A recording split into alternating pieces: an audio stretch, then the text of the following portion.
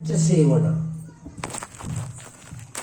पंडितांची संगत करा. पंडित म्हणजे हे शेंडी वाढवले, टावर वाढवले, गाड बांधले, गिडखंडे धोतर नेसलं, जानवं घातलं, चंदनाचं कपाळ, ते पंडित नाही, ते नकली ब्राह्मण आहे, नकली पंडित आहे. ज्यांनी पांडित्य प्राप्त केलेलं आहे, म्हणजे चारही आर्य सत्याचा जी व्यक्ती साक्षात्कार करते तिला ते पांडित्य प्राप्त होते. पंडू म्हणजे हे पिवळं चिवर धारण करणार, समजलं? असे चिवरधारी लोक जेव्हा चारही आर्य सत्याचा साक्षात्कार करतात, पूजाच पूजनीय नाही, तेव्हा हे पूजनीय असतात. म्हणून अट्टपुरुष पुग्गला, एक गृहस्थ असोत की गृहत्यागी असोत, गृहस्थ जरी असला ती व्यक्ती शोतापत्ती फळाला पोचली. एका चक्रवर्ती राजानं मोठा एवढा मोठा राज्य करीत असतो ना, तर त्या शोतापत्ती फळाला पोचलेला गृहस्थ जरी असला तरी त्याच्या पायाची धूळ नाही राजा.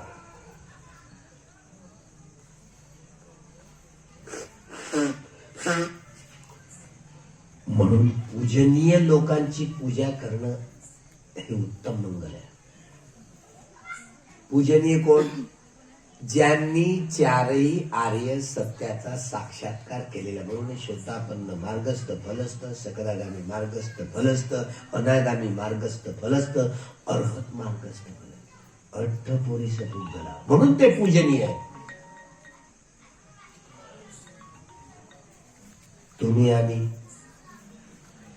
तुम्ही आम्हाला वंदामी म्हणते म्हणताय, वंदन करताय,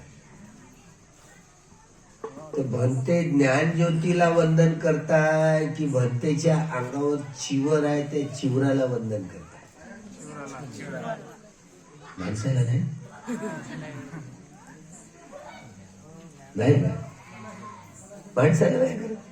आता माझ्या अंगावर चिवर नसलं तुम्ही काय म्हणाल? जय भीम जय भारत.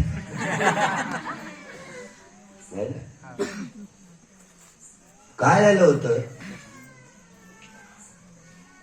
कौशल नरेश पसंदी पाली शब्द आहे.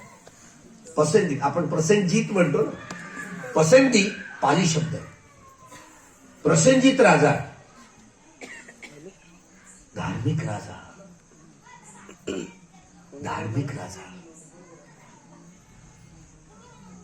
पौर्णिमा असो, अमावस्या असो, अष्टमी असो, केवढं मोठं संघदान चालायचं. भिक्षूंना लागणारी चिवर, भिक्षूंना लागणारं भोजन, भिक्षूंना राहणाऱ्या कुट्या 7x12च्या, त्यांना शून्यगार बांधून देणं, त्यांना विहार बांधून दान करणं, या साऱ्या गोष्टी, त्यांना औषध दान करणं, त्यांना भोजन दान करणं, या साऱ्या गोष्टी करायचे. संघदानाचे कार्यक्रम पौर्णिमा असो, अमावस्या असो, अष्टमीला असो, दोन्ही हे सातत्य असायचं त्यांचं. धार्मिक राजा. पण एक आमच्यासारखा एक भिक्षू होता,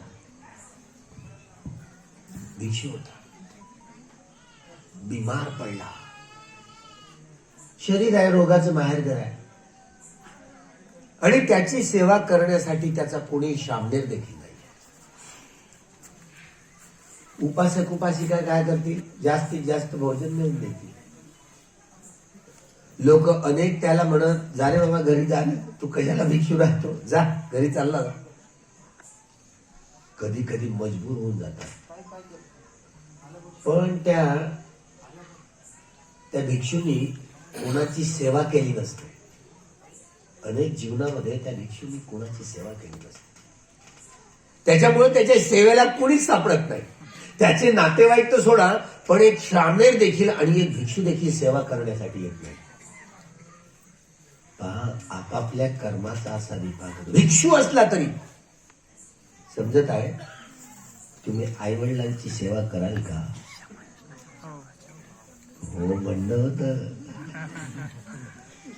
पण बायको आली रे आली, हिंदुस्थान पाकिस्तान.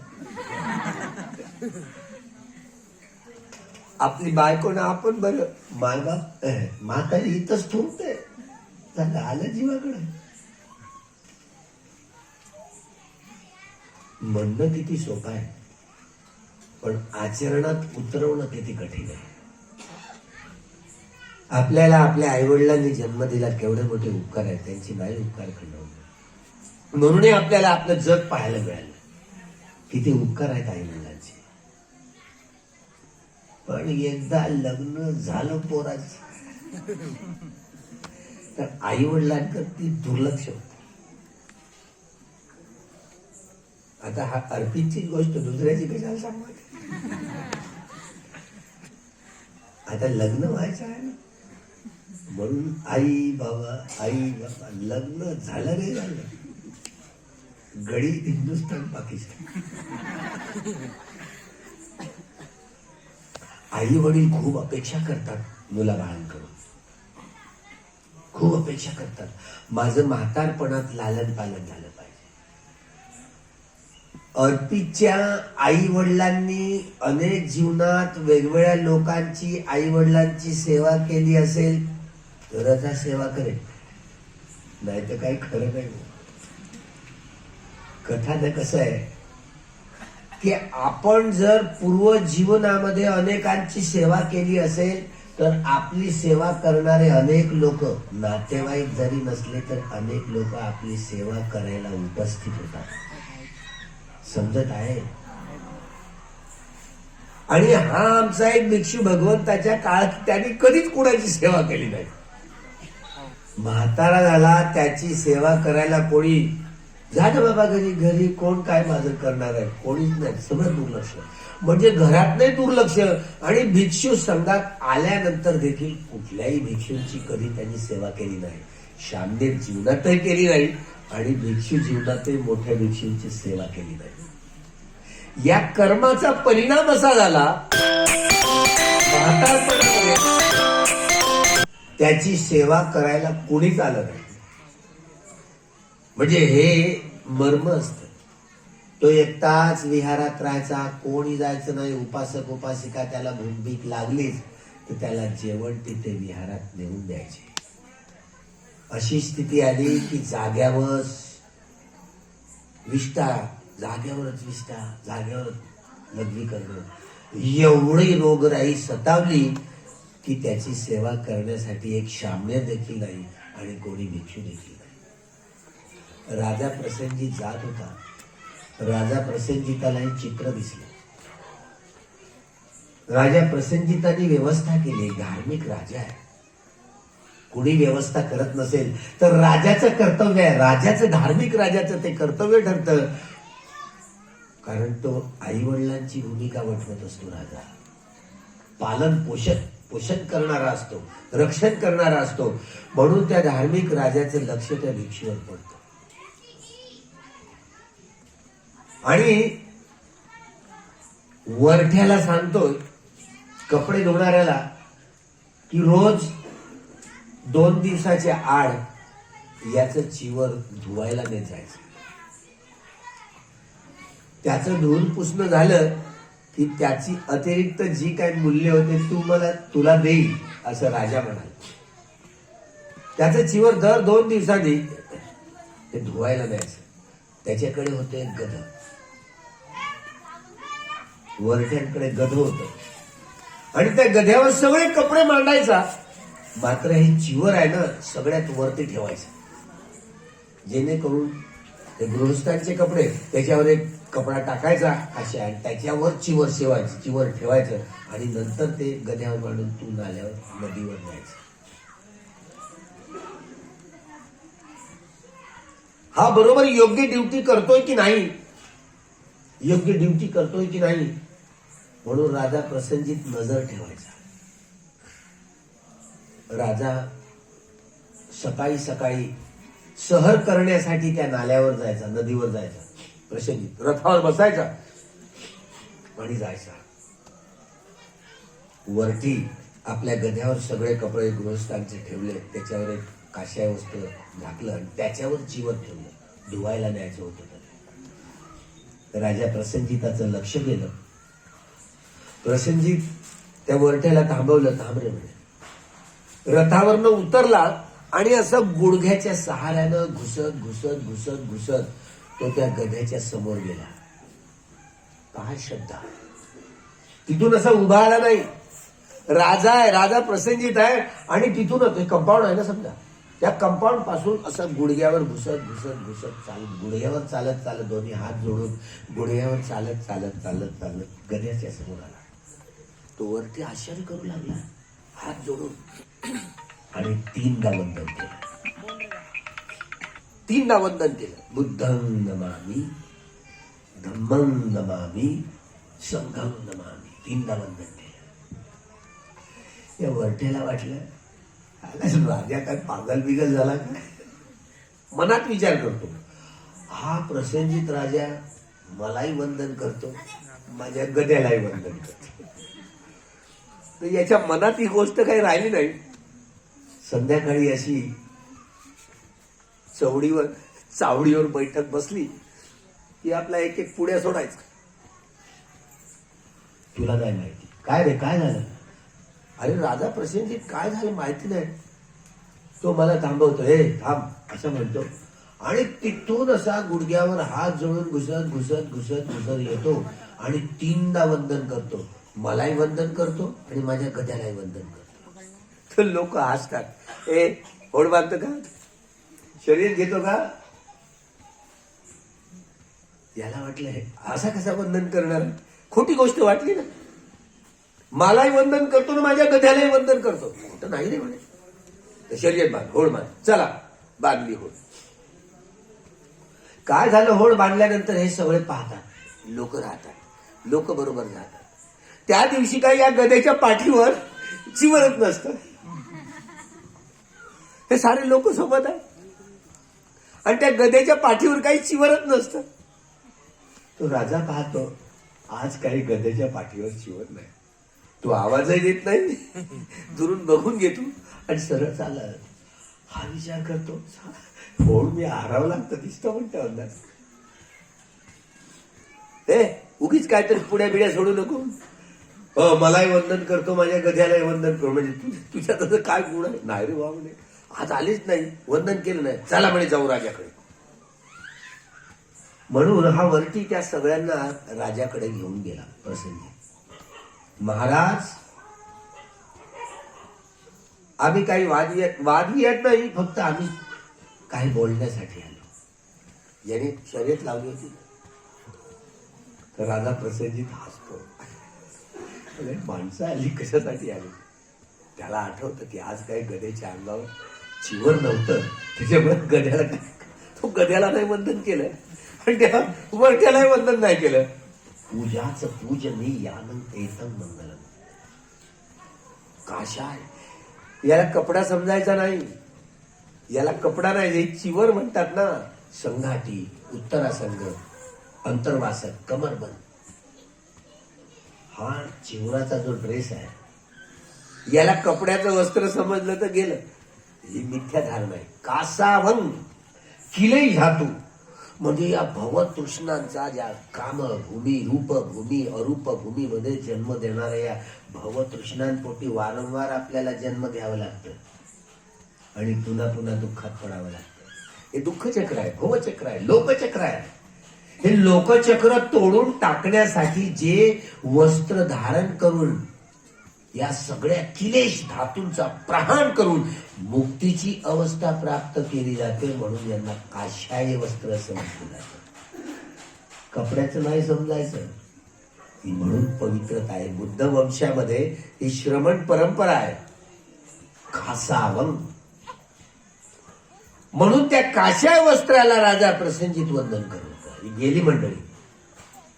हा हात जोडतो वरती, महाराज तुम्ही रोज आहे ना, तुम्ही तिकडून फिरायला निघायचे, रथावरनं उतरायचे, मला आवाज द्यायचे, अरे थांब रे असं म्हणायचे आणि माझ्या गुडघ्यावर हात जोडून यायचे. मलाही तुम्ही वंदन करायचे आणि माझ्या गद्यालाही वंदन करायचे. राजाला हसायला लगत, तुझ्यामध्ये कोणते असे गुण आहेत रे म्हणजे तुला वंदन करेन मी. त्या गद्यावर ते चिवर ठेवत होतास ना तू, तर मग ती त्या चिवराला वंदन करत होती. तुझ्या गद्यालाही नाही आणि तुलाही नाही. हे याला शर्यत लावली होती मी.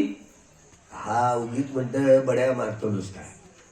लोक म्हणतात हारलात का नाही तुझी, म्हणजे कासावंग.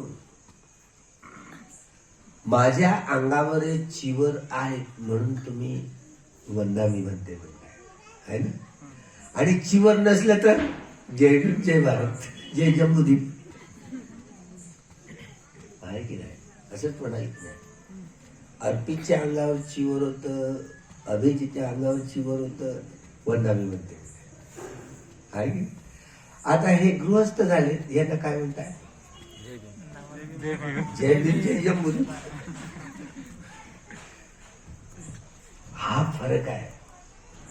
म्हणजे काशाय वस्त्रधारी दुर्लभो पब्बजित भाव, अर्थात मनुष्य जन्म ही दुर्लभ आहे, दुर्लभ आहे. तुमचा आमचा मनुष्य म्हणून जन्म होण्याला काय कारण आहे, कोणतं कारण आहे तुम्हाला नाही सांगता येणार. कारण तुम्ही आता पण आणि तुम्हाला वाटतं मी पीएचडी केलेली आहे ना, तुम्ही लय हुशार असेल. काहीच नाही, तुमची पीएचडी काहीच नाही कामी पडत. तुमचं IAS किंवा IPS आहे तुमचं काहीच कामी पडत नाही. तुम्ही शिक्षित असाल, सुशिक्षित नाही. तुम्ही वकील असाल, प्रोफेसर असाल, लॉयर असाल, डॉक्टर असाल, इंजिनियर असाल, या गोष्टी धर्मातल्या गोष्टी एवढ्या लवकर कळत नाही. बाबासाहेब म्हणत होते 500 ग्रॅज्युएट एका बाजूला आणि मी एकटा एका बाजूला, माझ्या तुलनेत चुटकुली सारखी आहेत, टिकतील का. बाबासाहेबांचा बोधिसत्वाचा पिंड आहे, त्याला तुम्ही बोधिसत्व म्हणतात. बोधिसत्व म्हणजे भावी बुद्ध, भविष्यात होणारे बुद्ध. बाबासाहेब बुद्धत्व प्राप्त करतील तुम्हाला वाटतं का, बुद्ध बनतील का. अभिजित हो म्हणताय बरं, अभिजित काय म्हणतो, हो होईल म्हणताय. अर्पित होतील का बाबासाहेब बुद्ध होतील, तेव्हा हो म्हणताय. पण तुम्हाला नाही पटणार या गोष्टी, पटतील का. बाबासाहेब मेले, आता पुन्हा कशाला जिवंत होतील ते, मेले तर गेले असंच तुम्ही समजताय की नाही. तर तुम्ही मेल्यावर तुमचा पुनर्जन्म होईल का, तुम्ही मेले तर तुमचा पुनर्जन्म होईल का, होईल का. मेल्यावर जाळून टाकलं जातं, नाही तर गाडून टाकलं जातं, दोन पैकी एक होतं की नाही. जाळून टाकल्यावर किंवा गाडून टाकल्यावर या हे शरीर अग्निवायू जल आणि पृथ्वी धातूंच्या अणुरेणू परमाणूंच्या सगळ्या प्रपंचांनी बनलेलं असतं. त्यामुळे जाळून टाकल्यावर गाडून टाकल्यावर वेगवेगळ्या धातू आपल्यामध्ये धातूंमध्ये विलीनीकरण होऊन जातं, गेलं. मनाला नाही जाळत ना तुम्ही, मन अगोदरच निष्ठून गेलं असतं. मनाला नाही जाळलं जात, मृत शरीराला जाळलं जातं. आणि हे तृष्णेपोटी आपला जन्म झाला सगळ्यांचा, भवतृष्णा म्हणतात त्याला. तरी भगवंत म्हणतात दुर्लभो मनुष्यो भावो, दुर्लभ आहे मनुष्याचं जीवन प्राप्त करणे. आणि त्याहीपेक्षा म्हणतात दुर्लभो पब्बजित भावो, प्रवज्जिताचं जीवन तेही दुर्लभ आहे. मनुष्य जन्म जरी आपल्याला प्राप्त झाला आणि असंच जर जीवन चाललं गेलं तर, असं म्हणजे कसं, आता आई वडिलांनी कसं बसं जन्माला दिलं तर कसं बसं कुठले नाही कुठले कामधंदे करून जगू, लग्न बिग्न येवतेव करू, म्हातारपण आलं पोरं बाळा पोचतील की नाही याची गॅरंटी नाही आहे. काय तुम्हाला गॅरंटी नाही आहे ना. सगळ्या गोष्टी आपल्या कर्माशी निगडीत असतात. कम्मस्स कोभी, कम्म बंधू, कम्म दायादो, कम्म पटिसरणो यं कम्म करिसामी. हे आपलं कर्म आपण कायेनं वाचेनं आणि मनाने करत असतो. मन पहिल्यांदा उत्पन्न होते, हे रागमूलक आहे की द्वेषमूलक आहे की मोहमूलक आहे की भयमूलक आहे की वितर्कमूलक आहे की बुद्धिमूलक आहे? कोणतं मन आहे? कामावचर आहे की रूपावचर आहे की अरूपावचर आहे? तुम्हाला याचा काही अभ्यास नाही. तुम्ही काय करता? तुम्ही हिंदू असा की बौद्ध असा की जैन असा की शीख असा की ईसाई असा की मुस्लिम असा की यहुदी असा, या देशातले असा की त्या देशातले असा, ब्राह्मण असा की ब्राह्मणेतर असा, या वंशाचे की त्या वंशाचे, अशा प्रकारची बोली भाषा बोलणारे की तशा प्रकारची बोली भाषा बोलणारे, अशा प्रकारची वेशभूषा धारण करणारे की तशा प्रकारची वेशभूषा धारण करणारे, कोणी असो, तुम्ही काया वाचा मनानं रागरंजित होऊन, द्वेष दूषित होऊन आणि मोहमुडीत होऊन काम करता. तुम्हाला शुद्ध चित्ताने कर्म नाही करतायत काया वाचा मनानं. म्हणून नवरा बायकोमध्ये, भावा भावामध्ये, बहिणी बहिणीमध्ये, तू मैं, तू मैं, तू एक मी एक, तू एक मी एक, भांडणं होत नाही. एका तरी घरात शांती सुख समाधान आहे का? नवरा बायकोचे, भावा भावाचे, बहिणी बहिणीचे, बाप लेकाचे, माय लेकीचे, तू मैं. या देशाचा संरक्षण मंत्री प्रमोद महाजन, माझी आमच्या अंजलीबाई आंबेडकरांचा नातेवाईक, माहिती आहे ना? देशाचा संरक्षण मंत्री होता. त्याच्याच भावाने त्याला गोळ्या घालून ठार मारलं. माणसं रक्ताची देखील ओळख. आमच्या चंद्रपूर दुर्गापूरला एक ब्राह्मण क्लास 1 अधिकारी, त्याला लागली दारूची सवय.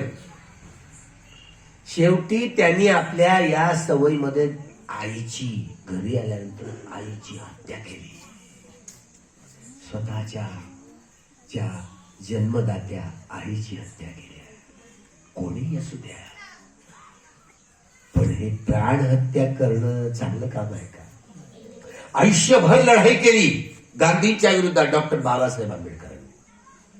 आयुष्यभर एकीकडे गांधी आणि दुसरीकडे बाबासाहेब आंबेडकर.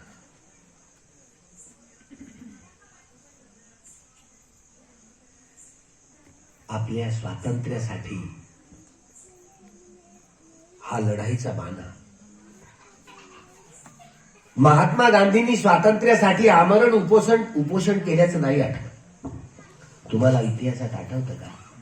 पण बाबासाहेब आंबेडकरांनी अल्पसंख्य आणि बहुसंख्याक लोकांचा परस्पर संबंध कसा जोडला गेला पाहिजे, स्टेट्स अँड मायनॉरिटी, संस्थान आणि अल्पसंख्याक, हा प्रबंध एवढा सगळ्या जगाला मार्गदर्शक ठरणारा होता. बोधिसत्वाचं चित्त असतं ना.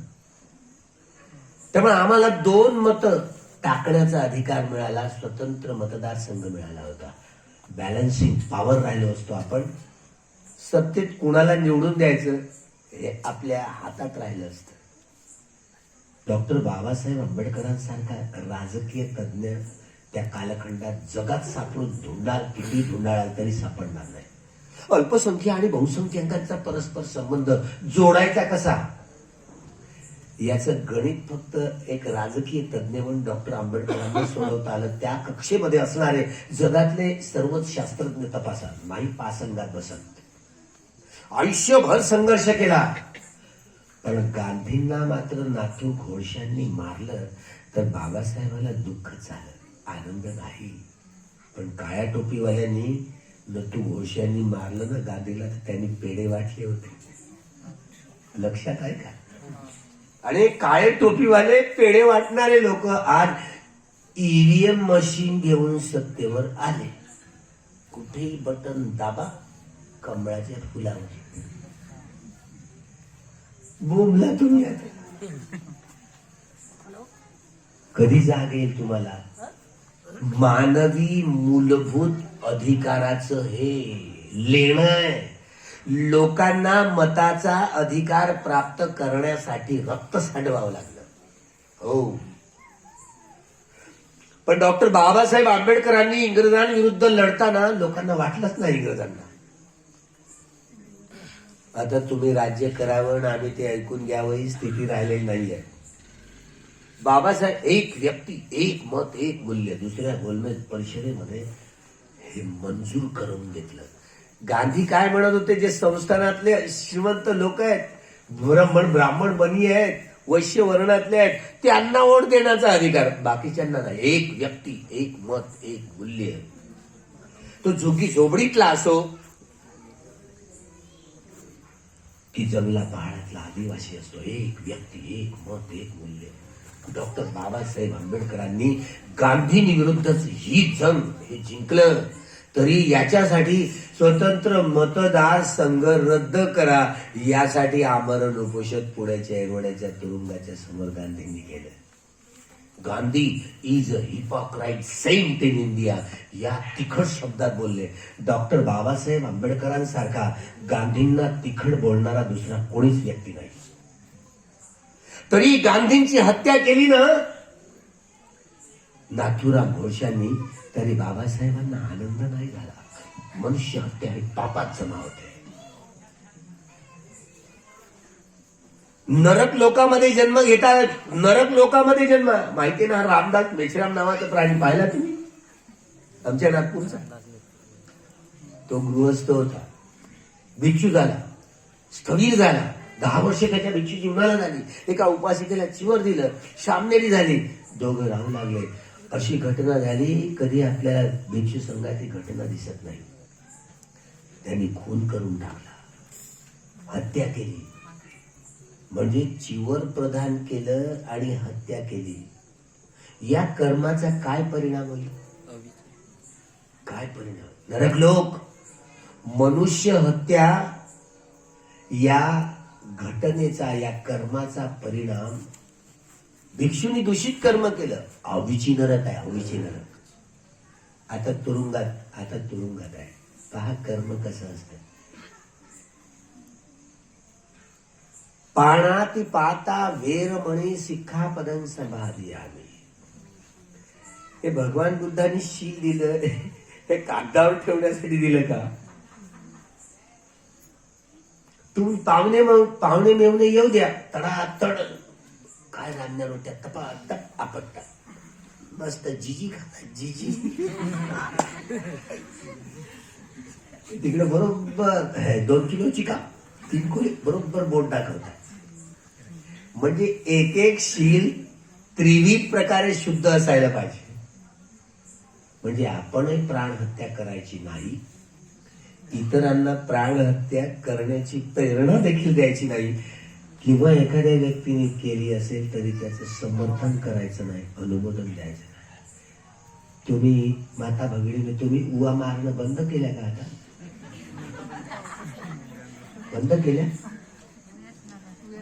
म्हणजे औषध टाकून अगोदरच मारून टाकलं असं तर केलं असेल.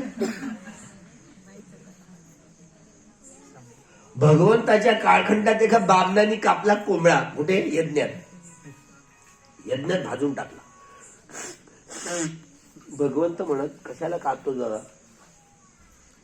बाबासाहेबांनी म्हणून आवश्यकतेनुसार हिंसा आणि इच्छेनुसार हिंसा असा फरक समजावून सांगितला. युद्ध सुरू झालं.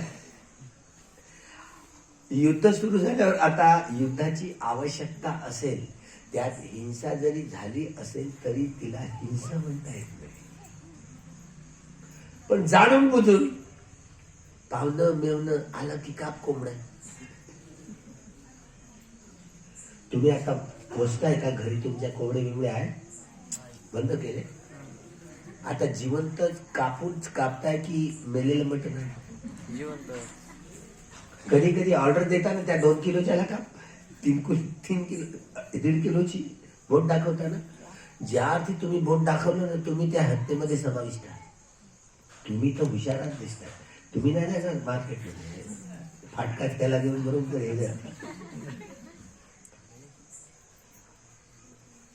मेलेलं खाल्लं तसं काही वाईट नाही,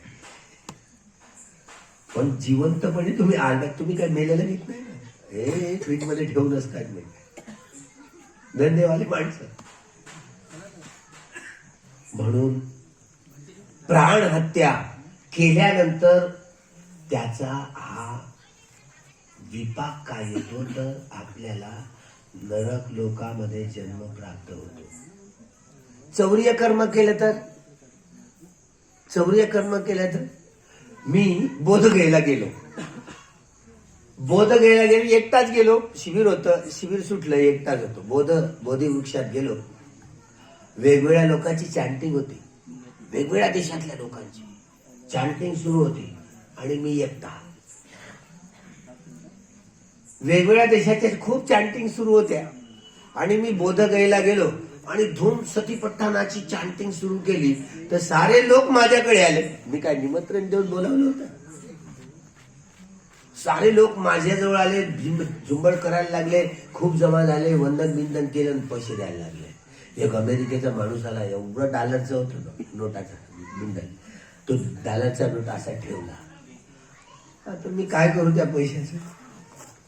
या I cannot touch the money, dollars, any type of dollars. मी स्पर्श करू शकत नाही म्हटलं पैशाला. आता मी काय करू? ते हे भिकारी जे असतात ना रस्त्यावरचे, ते भिकारी बरोबर टिपिकल पाहायचे. अरे ये ज्ञानज्योती म्हणते ना, इसको बहुत इतना सारा गट्टा दे दिया डॉलर का. हे गेले, विसर्जित झाले आणि ते सगळे अरे बनते जी कम से कम एक तो डॉलर दे दीजिए. अरे मुझे पैसे मैंने नहीं लिया. क्या नहीं लिया ना पैसे? नहीं बनते जी आप ऐसे कैसे? अरे एक एक तो डॉलर दे दीजिए. बघा म्हणे ते भिकारी आहेत आणि बोधगयेला भिक्षाटन करत होते. भिक्षाटन नाही, पैसे मागायचे असे रांगेत बसले. का बरं त्याचा जन्म भिकारी म्हणून झाला? काही कारण हे कर्म आहे. ते ना त्याच बुद्ध विहारामधलं हे जे भिक्षूंचं आलेलं दान आहे ना, ते दान हडपणारे, त्या दानातली चोरी करणारे होते. त्यांचे काही शील पुष्ट होते. जरी मनुष्य म्हणून जन्म घेतला तरी त्याच विहाराच्या भोवती ते भिकारी म्हणून भीक मागत आहे. भीक मागण्याचे हे कर्म भिक्षू संघाच्या दानाची चोरी केल्यामुळे कर्माचा विभाग समजला. व्यभिचार केला तर तुम्हाला वाटत पाहू दे ना, माणसाची नजर काय खरी आहे? आपली बाळको ठेवून दुसरीकडे भटकायला पाहतात. काही भगिनी तशाच असतात. आपला पतिदेव सोडून इकडे तिकडे भटकायला पाहतात. याला कामे सुमिच्छाचार, मिथ्याचार, काम, पर नारी गमन वा परपुरुष गमन करण्यापासून विरत राहण्याचं शिक्षण. आणि ज्यांनी परपुरुष पर नारी गमन केलं त्याचा परिणाम काय? छक्के पाहिले तुम्ही? पाहिले का? छक्के नाही पाहिले तुम्ही? छक्क्याचा जन्म का होतो? त्यांना पुरुषही लिंग प्राप्त होत नाही, स्त्रीलिंग प्राप्त होत नाही. या कर्माचं हे बीज असतं. परनारी परपुरुष गमन करणं म्हणजे तुमचा जन्म ठरला, पुढचा जन्म छक्क्यात होईल. आता मी काय करू? भगवान बुद्धांनी जे सांगितले ते सांगतो. शीलाचं पालन करणं किती महत्वपूर्ण आहे. खोटं वाईट बोलले काही खरं नाही. एक आमची शकुंतलाबाई नावाची झगडेखोर उपासिका, कोणाचे नाव शकुंतला नाही आहे ना, आपल्यावर नाही घ्यायचं नाही. शकुंतला नावाची, आणि ते राजाकडे गेली म्हणते, महाराज मला झगडे करायचे लायसन द्या. आता हे खरं आहे का? म्हणजे त्याला रोज झगडे केल्याशिवाय करमायचं नाही. झगडे केल्याशिवाय करमायचंच नाही. महाराज रोज कोणाला नाही कोणाला बदलायची. तिला बदलण्याशिवाय तिचा स्वभाव कसा? वितर्कपूर्ण स्वभाव. राजाकडे राजा हुशार पाहतो. महाराज हे बघा, मला काही सांगू नका. जास्तीत जास्त मी घाण बोलले तर तुम्ही मला फासावर चढवाल. तुम्ही जास्तीत जास्त फासावर चढेपर्यंत नाही तुमची नाना प्रकारची इज्जत घटवली तर माझं नाव शकुंतला नाही. शेव कोटला कमरेला. महाराज देताय की नाही हे सांगा म्हणे लायसन. राजा देऊन टाक बाबा तिला झगडा करायचं लायसन. खोटं बोलणं, वाईट बोलणं, दुसऱ्याची निंदा चुगली चाळी करणं, व्यर्थ बडबड करणं, झगडा करायचं लायसन तिला मिळालं. गल्लीनं चालली ती शकुंतला. मला राजाने झगडा करायचं लायसन दिलेलं आहे. मी ना एकेकाशी नाही इज्जत उतरवणार तर माझं नाव शकुंतला नाही. म्हणून ना ती एक शिलाबाई नावाची उपासिका, पांढऱ्या साडीवाली, ती शिलाचं पालन करायची. पौर्णिमा, अमावस्या दोन्ही अष्टमीला 8 शिलाचं पालन करायचे. एकुलती एक सून, एकुलता एक लहान नातू, तिचा मुलगा आणि तिचा पती व्यापाराला, कोशाचा व्यापार होता, तर कोशाच्या व्यापारासाठी बाहेर गेले. आणि ती आली, एका बाहून एकापासून एकेका घरी जाऊन झगडा करेल म्हणे. झगडा करायचं लायसन मला मिळालं. कोण तिच्याशी बोलेल? तर ही उपासिका हुशार असते, थोडी हुशार असते शिलाबाई. शिलाबाई म्हणताय, आता मी काय करू? धार्मिक आहे पण एवढी घाबरटही होती थोडी, कारण शकुंतलाचं नाव घेतलं तर गावात दहशतीची. कारण प्रत्येकाला ए शिला शिला, ती गेली घाबरून. काय कोणाचा? मी शकुंतला बोलतीये म्हणे. शकुंतला कशाला आली? मी उद्या सकाळी तुझ्याशी 9 वाजता झगडा करायला येणार आहे. तुझे केस धरून नाही उठून आपटलं ना म्हणे माझं नाव शकुंतला. बाई ग, मी तुझे हात जोडून पाया पडते. मी तुझ्याशी झगडा करू इच्छित ना, तू कर नाही तर नको करू, पण तुला उद्या सकाळी 9 वाजता तुझे केस असे वाकवून नाही आपटलं तर माझं नाव शकुंतला. मी गेली घाबरून. घरी कोणी नाही, एकुलते एक सून आहे, लहानसं 5 वर्षाचं बाळ. तर ही सून चलाक असते थोडी. सून काय म्हणते, अगं शकुंतला आई, ए मावशी काय झालं? माझी ना सासूबाई ना एवढी घाबरली, काय नाही, तुमचा आवाज ऐकून एवढी घाबरली. मग काय कर? ती म्हणून ना माझे केस ओढून मारणार म्हणून ती नाव्याकडे मुंडन करायसाठी गेली. मुंडन करायसाठी गेली. शकुंतलाच्या मनात विचार आला, ती जर मुंडन करा आणि माझेच केस धरून तिनं मला मारलं तर. म्हणून ती केस काढून आली. लोक ना हसत, ज्यानं हसलं ना तर त्याला शिव्या द्यायची, घाण शिव्या द्यायची. तर ती आली मुंडन करून, ओळख बिळख जशी आली, ही भांडी कुंडी आपली काढते, सुनपोरगी दरवाजा लावून देते आणि सासूला चरवीवर पाणी एक तांब्या बिंब्या ठेवून देते. तुम्ही काय बोलायचं नाही, बाहेरनं ताला लावून देते. सासू आतमध्ये शिलाबाई. ही तिची सूनपोरगी भांडी घासता घासता, अगं शकुंतला मावशी तुला काय सांगू, माझी सासू तिला एवढी घाबरली ना, त्या पेंटर बाबा हे पेंटर ओळख नाही आली पाहिजे म्हणून पेंट लावायसाठी गेले म्हणे चेहऱ्याला. अरे ती हुशार दिसते म्हणून ती जवळच्या पेंटर बाबूकडे गेली. हे पेंटर काय झालं? तो जेवत होता. ए माझा चेहरा फासून दे म्हणे. तू बाई आहे, तुम्ही तो काय तमाशात आहेस काय? हे मला बोलू नको, मला झगडा करायचं लायसन दिली म्हणे राजाने, बोलायचं नाही, तुझ्याशी झगडा करेल. कसं बस त्याने चेहरा फासून दिला. लोक न पाहून कोण हसेल, कोण शिव्या खायला तयार होईल. चालली ती, मला राजाकडनं झगडा करायचं लायसन मिळालं, खोटं बोलायचं लायसन मिळालं, वाईट बोलायचं लायसन मिळालं, दुसऱ्याची निंदा चुगली चाडी करण्याचं लायसन मिळालं, नशापता करण्याचं लायसन मिळालं. आणि आपला तंबाखू काढला, मस्त घोटायची. नस काढला, घेतला, शिंका यायच्या. गेली. तिनं काय केलं, ए शिला असा आवाज मारल्यानंतर ती एकदम घामाचिक्कर झाली. शिलाबाई आतमध्ये आहे, ती एकदम मूर्छित पडली. हिने काय केलं, सुनपोरीने एक कळशी आणि बकेट त्या आमराईतल्या विहीर जवळ नेऊन ठेवायची. या सुनपोरीने काय सांगितलं, अगं शकुंतला मावशी तुला काय सांगू, माझ्या सासूबाईला एवढ्या घाबरल्या, त्या विहिरी होत्या तिकडे पाणी भरायला गेल्या, त्या तिकडे पाणी भरायला आमराई. म्हणून ही गेली शकुंतला आंब्याच्या आमराईत. इकडे आवाज देते, ए शिला, प्रतिध्वनी उमटत, ए शिला. कोणाचा आवाज येतो?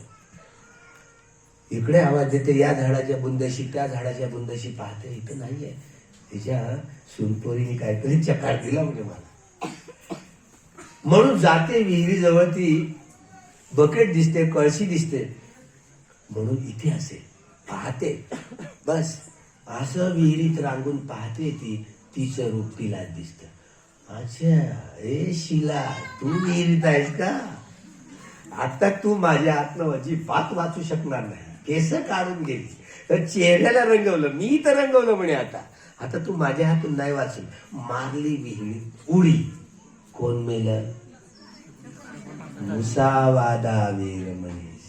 दुसऱ्याची गाड घातला, खोटं बोलून, वाईट बोलून, दुसऱ्याची निंदा चुगली चाळी करून, व्यर्थ बडबड करून, तर हा घातपात होतो.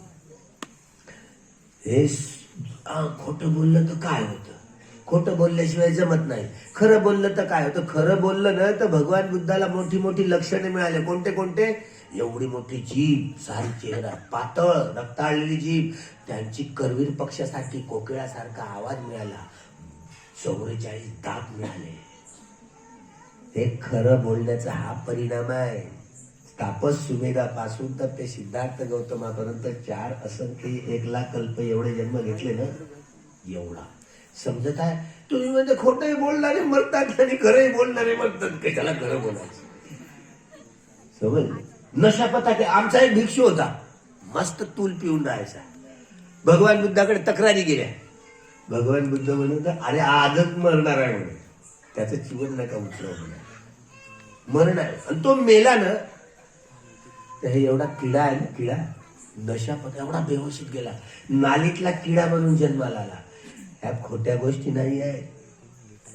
तुम्हाला वाटतं नशा पता केला तर परिणाम काय होतो? परिणाम नाही. ह्या किड्या माकोड्यांमध्ये जन्म, अपायगतीमध्ये जन्म. शील ज्याचं तुटलं, आता मनुष्य जीवन तुम्हाला प्राप्त नाही. हिंदू असा की बौद्ध असा की जैन असा की शीख असा की यहुदी असा, मुस्लिम या देशात केली काय, कुणी असा, आर्य की अनार्य असा, कुठल्याही वंशाचे असा, सगळी माणसं आहोत आपण. मनुष्य जन्म ग्रहण करण्यासाठी कुशल विपाक उपेक्षा सहगत संतुलन चित्त हे चित्त उत्पन्न व्हावं लागतं. कधी होईल? जुनं शरीर आपल्याला जागरूकपणे त्यागत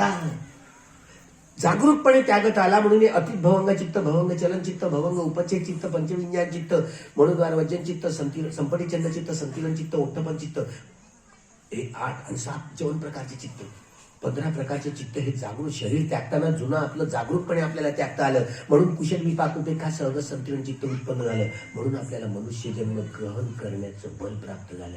हे असली कारण बुद्धांनी सांगितलं. तुम्हाला नाही माहिती, तुमच्या वैज्ञानिकांना माहिती. तुमचे वैज्ञानिक एक बरोबर पाहत आहे. आतलं हे गूढ रहस्य भगवान बुद्धाला कळतं. समजत आहे. म्हणून शीलयती इति शीलं. हे कपाळाचं कुंकू, कानातली टापस बिर्या, नाकातले नथनी मुकळे, गळ्यातली बोध, बाहुतले बाहुटे, हातातल्या बांगड्या, पाटल्या, पायातली पट्टे आणि जोडवी, हे सौंदर्याचं लक्षण नाही आहे, लेणं नाही आहे. हे मनुची गुलामी आहे. ब्राह्मणवाद आहे ना आपल्या घरापर्यंत येऊन पोहोचलाय. नाही सौंदर्याचं लेणं म्हणतात. देव बाबर माणसाला घेतात का? तर घेतील का? हे मनुची गुलामी आहे. 3 ऑक्टोबर 1957 साली रिपब्लिकन पार्टीची स्थापना झाली होती.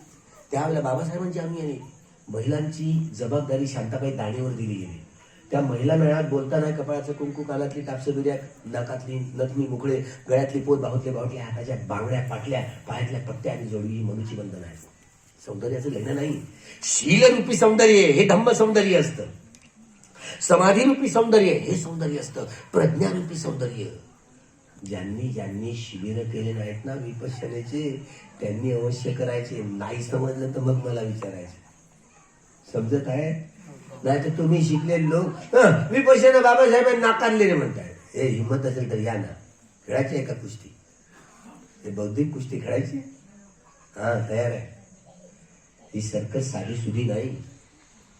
राजा मिलिंदाच्या प्रश्नाची उत्तर देण्यासाठी नागसेनात जन्म घ्यावा लागला. 500 अर्हत होते. 500 अर्हत असून नागसेन मिलिंद राजाच्या प्रश्नाची उत्तर नाही देऊ शकले. धम्म एवढा साधा सोपा नाही.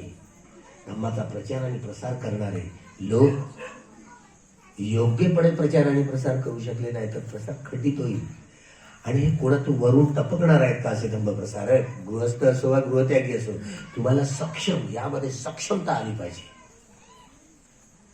आता आमच्याकडे तुमच्या गावातला एक तर माणूस म्हणताय अर्पित आहे ना, धुरा आहे कमीत कमी त्याची. तो मिथ्या धारणा ठेवत नाही. जगण्याचं मर्म आहे त्याच्यातलं. ते गृहस्थ म्हणून पण धम्म प्रसाराची भूमिका, हे चांगलं हे वाईट त्याला थोडं कळू तरी शकते. पण तुमचं कसं? तुमचं काही खरं दिसत नाही मला. तो ध्यान तरी करेल, त्याचा मनुष्य तरी जन्म होऊ शकेल. पण तुमचं काही खरं नाही. तुम्ही देवशी जर शरीर त्यागलं ना, तुमचा जन्म गुराढोरांमध्ये, गाई म्हशींमध्ये, बकऱ्या बुकऱ्यांमध्ये, कोंबड्या कांबड्यांमध्ये, उंदरा वांदरांमध्ये, गेचोड्या गाचड्यांमध्ये, लिकटा लुकटांमध्ये काय कराय? मी काय शाप देऊ काय?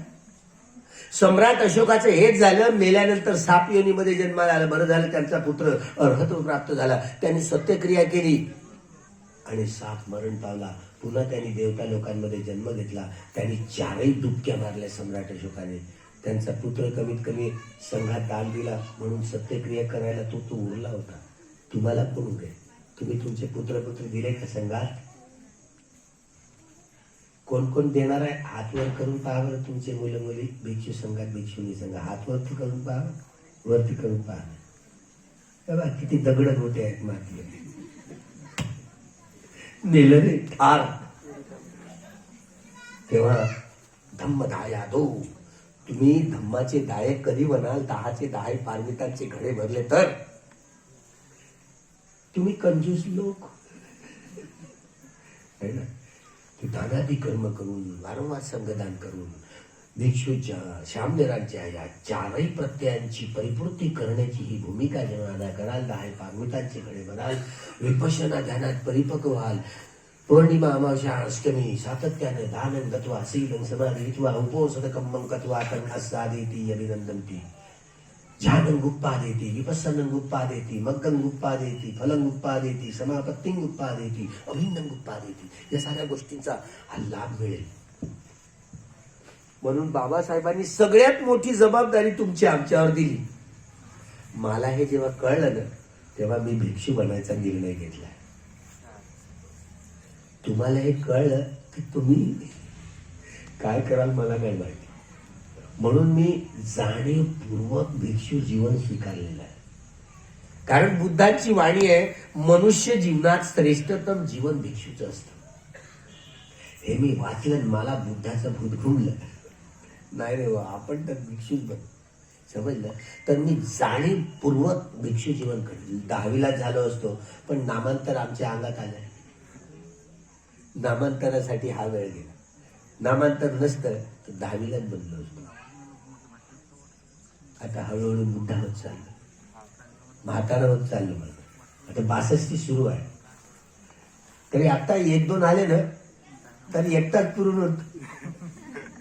समजलं का? तशी ताकद आहे अजून. थोडी कमी झाली, साठी उलटली. भीमा कोरेगावला कोण कोण चालणार आहे सांगा. 20 तारखेला औरंगाबादवरून पदयात्रा सुरू होईल. बरोबर 1 तारखेला पोहोचू भीमा कोरेगावला. आता 2 वर्ष तशीच गेली ना लॉकडाऊन मध्ये. माहिती नाही पुन्हा तिसरा हा काहीतरी येणार आहे म्हणे, कोरोनाचं नवीन रूप बदलून. सोमवारपासून आहे माहिती नाही. आता परवानगी मिळाली तर आपण पुन्हा औरंगाबाद पासून 20 डिसेंबर पासून ते 1 जानेवारी पर्यंत जाणार.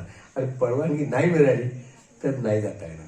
तेव्हा आताच सांगतोय की या लढाईसाठी एका हातात बुद्ध आणि त्यांचा धम्म आणि दुसऱ्या हातात द कॉन्स्टिट्यूशन ऑफ इंडिया.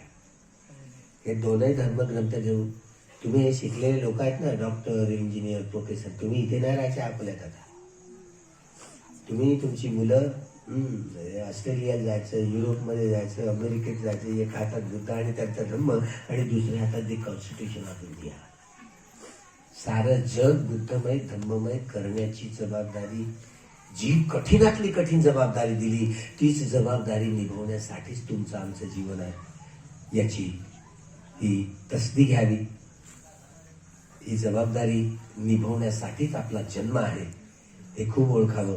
आणि सद्धम्माचा प्रचार आणि प्रसार करण्यासाठी जे तन मन आणि धन संपूर्ण या सद्धम्माच्या प्रसारासाठी कुर्बान करतात ते धन्य होत. ही धन्यतेची पावती देत आपण हा निश्चित ही प्रेरणा, बाबासाहेबांची प्रेरणा, ती आमची प्रेरणा, भीमा कोरेगावचा विजयस्तंभ डॉक्टर बाबासाहेब आंबेडकरांना सारं जग, सारा जम्बूद्वीप बुद्धमय धम्ममय करण्याची प्रेरणा देणार होता. म्हणून त्या भीमा कोरेगावच्या ज्या बाबासाहेबांचं जे प्रेरणास्थान ते आमचं का बनू नये. तिथे बाळासाहेब आंबेडकरांचं बहीण जावई आहे ना, जेवढा बोलला नसेल ना, शेंडीवाल्याची एवढी तासून टाकली, शनिवार वाड्यावर कब्जा करायला नेणार आहे म्हटलं म्हणते नाही. त्या आमच्या धामावर तो उभा राहिला शनिवार वाडा, तिथे मेडिटेशन सेंटर निर्माण करेन म्हटलं. तिथे कोणी भूतबंगला असल्यावर ते काय जात नाही, बामनच जायला घाबरणार. मी जाईल म्हटलं, त्याच्यावर कब्जा करेल म्हटलं. तिथे भीमा कोरेगाव शौर्य भूमी विपश्यना साधना केंद्र निर्माण करेल. आक्रमण करायला येईल म्हटलं, आक्रमण करायला. विजय स्तंभ कधी त्याचं काही होऊ शकते. त्यावर मागणी केली की इथं महार मठाने या ठेवा, तुमच्यावर विश्वास नाही आहे. त्यामुळं त्या विजयी स्तंभाची देखील सुरक्षा करणं हे सगळ्यांचं काम आहे.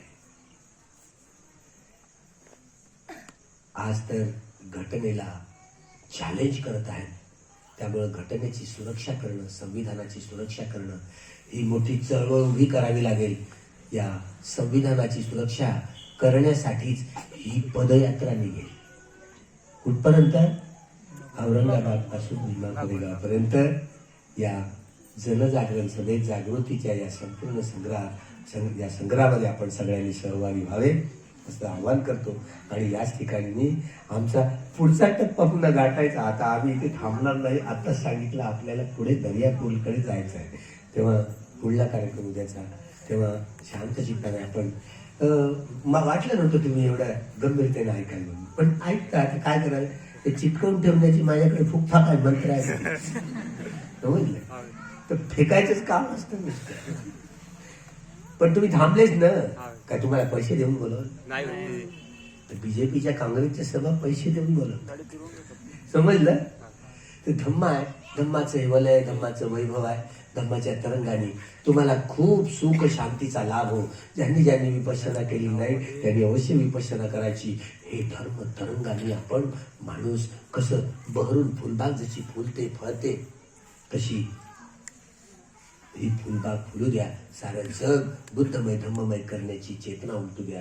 येणारी पिढी तुमच्यासारखी नंतर काही खरं नाही. येणारी पिढी ही धार्मिक पिढी बनेल आणि सारं जग बुद्धमय धम्ममय करण्याचं बल वृद्धिंगत करेल. असं बल त्यांच्यामध्ये वृद्धिंगत हो. खूप मंगल हो.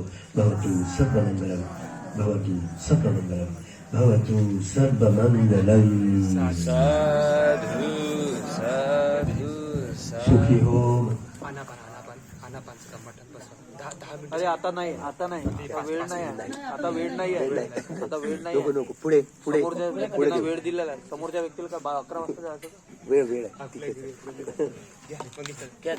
पुढे पुढे. ज्या ज्या लोकांनी दान आणले दान घेऊन या समोर. का बोलतो चिरू वगैरे ज्या ज्या लोकांनी आणले सूरज भाऊ सर्व हा दान इथे घेऊन या.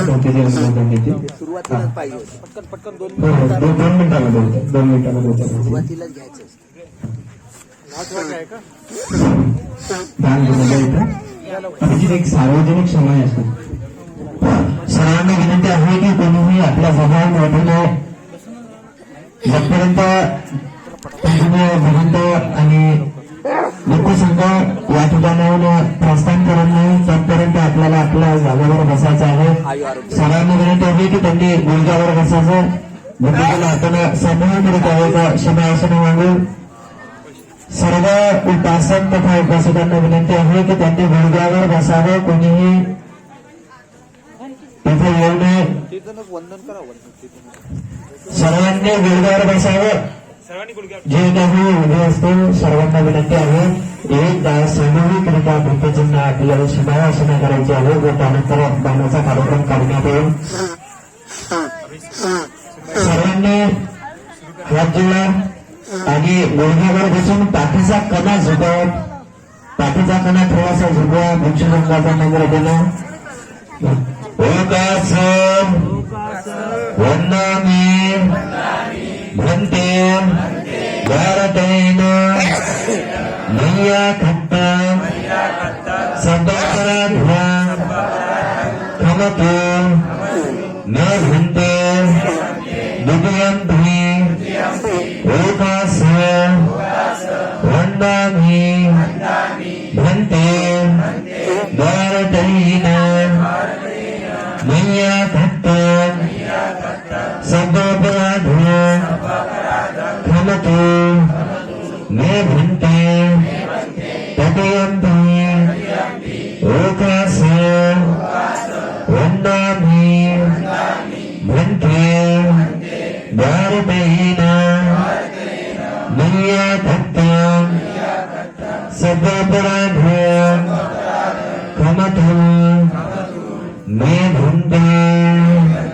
कमतु कमामि कन्तब्बाभिवादन सिलिसनि चंगडावचान चत्तारोदमादन्ति आयुर्नो सुखं साधु साधु साधु अजं रुद्रां नमः